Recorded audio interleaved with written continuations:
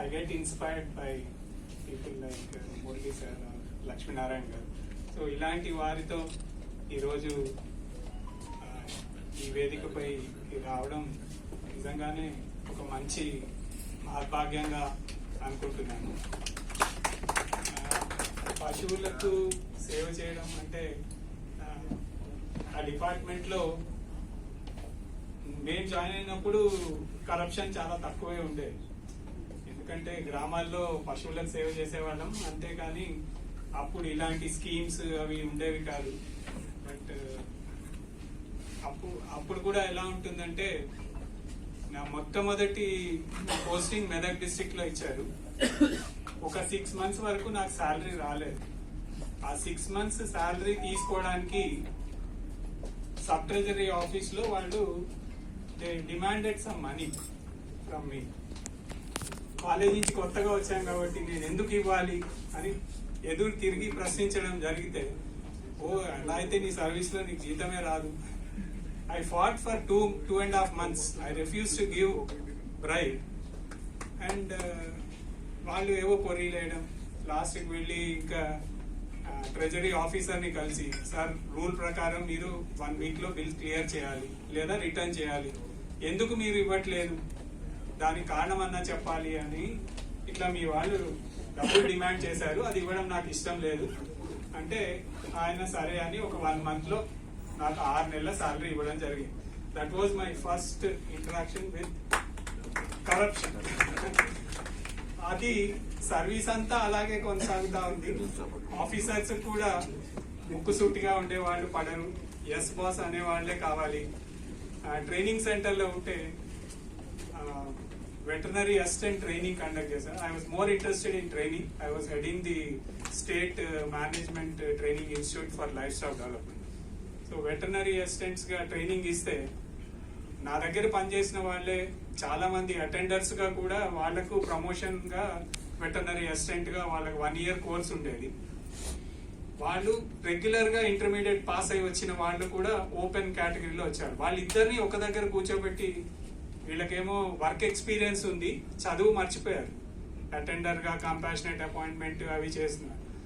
వాళ్ళని మెరిట్ లో intermediate pass అయి వచ్చిన వాళ్ళని ఒక దగ్గర కూర్చోబెట్టి చేస్తే డిపార్ట్మెంట్ వాళ్ళు, వాళ్ళకి పని తెలుసు కానీ సబ్జెక్ట్ రాదు. సో వాళ్ళని ఏబిసిడీలు కూడా రాయలేని వాళ్ళను అప్పట్లో మా అటెండర్స్ ప్రస్తుత హైదరాబాద్ ఎంపీ గారి దగ్గరికి వెళ్ళి, సార్ ఈయన మమ్మల్ని పాస్ చేయట్లేదు. చివరికి they offered me 1 gram gold each. 11 మంది మేము 11 తులాలు బంగారం ఇస్తాం సార్, పాస్ చేయండి నన్ను అంటారు. మా డైరెక్టర్ గారేమో, ఎంపీ గారు చెప్తున్నారయ్యా, ఇంతమందిలో ఏమవుతుంది పాస్ చేయంటే, I refuse to listen to him. And state మొత్తంలో నేను ఒక్కడే 11 మందిని ఫెయిల్ చేశాను, చాలా బాధగా. బట్ దాని పర్యవసానం ఏమంటే, I was not comfortable in the department. నేను మురళీ సార్ గారి దగ్గర కూడా పనిచేశాను. సార్ అనంతం గారితో I was SPM in life stock livelihoods. So అలాంటి స్థితిలో చివరికి రిటైర్ అయ్యే వరకు కూడా కరప్షన్ తో కొట్లాడాల్సి వచ్చింది. నాకు డబ్బు తీసుకోవడం తెలీదు, ఇవ్వడం అంతకన్నా తెలియదు. నాకు ఏదన్నా కావాల్సి వచ్చినా I use to ask someone, మీరు వెళ్ళి పైరవీ చేయండి అంటే అది నా వల్ల కాదు అని. దానివల్ల చాలా సఫర్ అవ్వాల్సి వచ్చింది. రిమోట్ ప్లేసెస్ లో పోస్టింగ్ ఇవ్వడం, ప్రాధాన్యత లేని పోస్టులో ఇవ్వడం. So they are all part. చివరికి రిటైర్ అయ్యే ముందు నేను సర్ప్ నుంచి మా డిపార్ట్మెంట్ కి వచ్చేస్తే, ఈ గవర్నమెంట్ నార్మల్ గా పోస్టింగ్ ఇచ్చేయాలి, కానీ నన్ను ఒక 1.5 month మంత్రి గారి పిఏ పోస్టింగ్ కోసం తిప్పిస్తున్నారు. వాళ్ళు ఏమంటారు, మీరు నాగర్ కర్నూలు జిల్లాకు వెళ్ళండి, నాకు హార్డ్లీ 7 months ఉంది రిటైర్మెంట్ ముందు. Sir, I don't want administrative post, I want to be in a training center or a lab just before retirement. Ante I was forced to give 50,000 rupees as corruption amount for not getting a district post.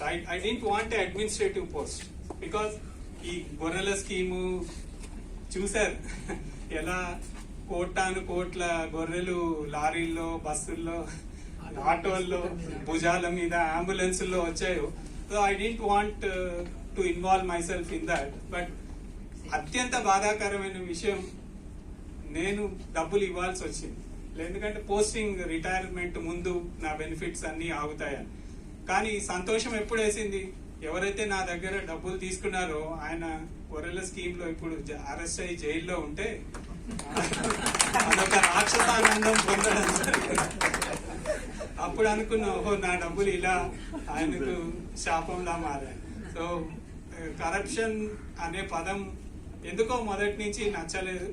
ఇంకొక చిన్న విషయం ఏంటంటే, నా service లో join అయిన కొత్తలో ఏదో తెలిసి తెలియక ఒక చిన్న అమౌంట్, ఒక 1000 రూపాయలు ఎంతో నేను తీసుకున్నాక మా మిస్సెస్ కి she got high fever and she said మనకు ఈ డబ్బులు పనికిరావు.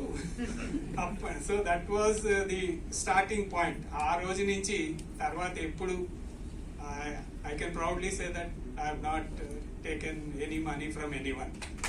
So, ఇలాంటి చిన్న ఎక్స్పీరియన్సెస్ మేము అతిగా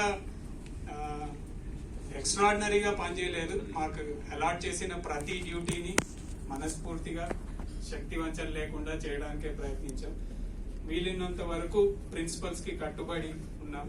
ఇప్పుడు ఈ ఆర్గనైజేషన్ తో అసోసియేట్ అవ్వడం చాలా సంతోషంగా ఉంది.